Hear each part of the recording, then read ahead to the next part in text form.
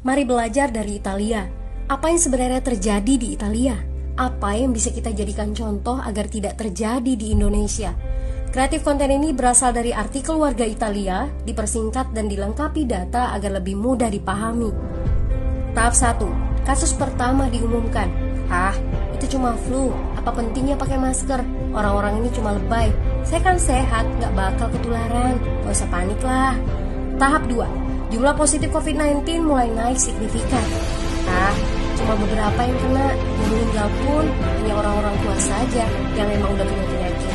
Hidup seperti biasa aja lah. Pacaran, nongkrong bareng temen, jalan-jalan ke mall. Tetep lanjut. Tahap ketiga, jumlah kasus meningkat dengan cepat, berlipat ganda dalam 1 hari. Tingkat kematian pun bertambah.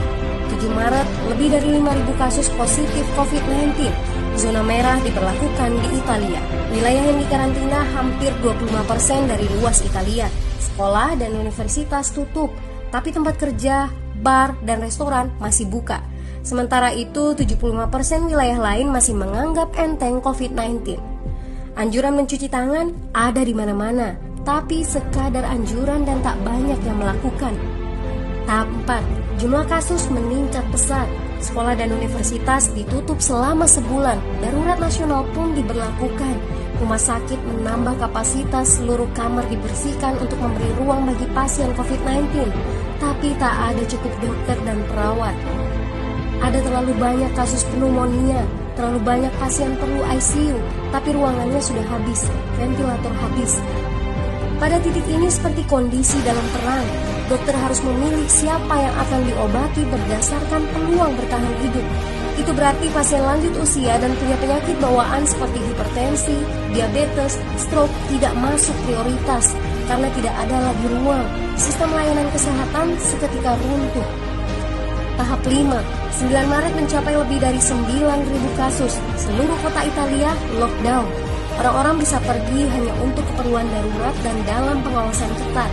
Semua bisnis masih dibuka karena jika tidak, ekonomi akan runtuh. Itu kebijakan pemerintah. Mulai ada ketakutan, orang-orang mulai memakai masker dan sarung tangan. Tapi tetap saja, ada anak-anak yang merasa jagoan, masih ingin uji nyali.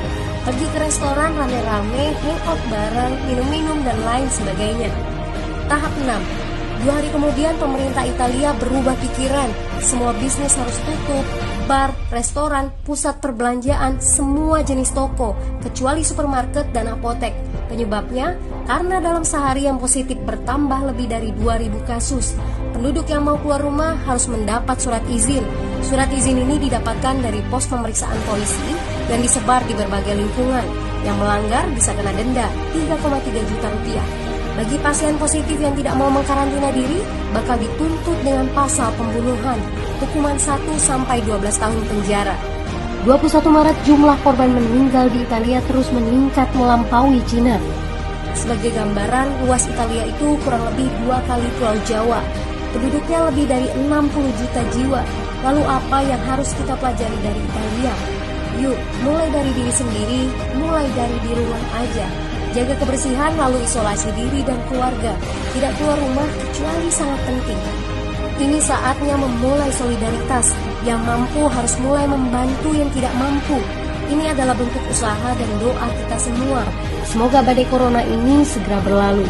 Mari memulai kekompakan dengan membagikan informasi ini. Di rumah aja, mari belajar dari Italia.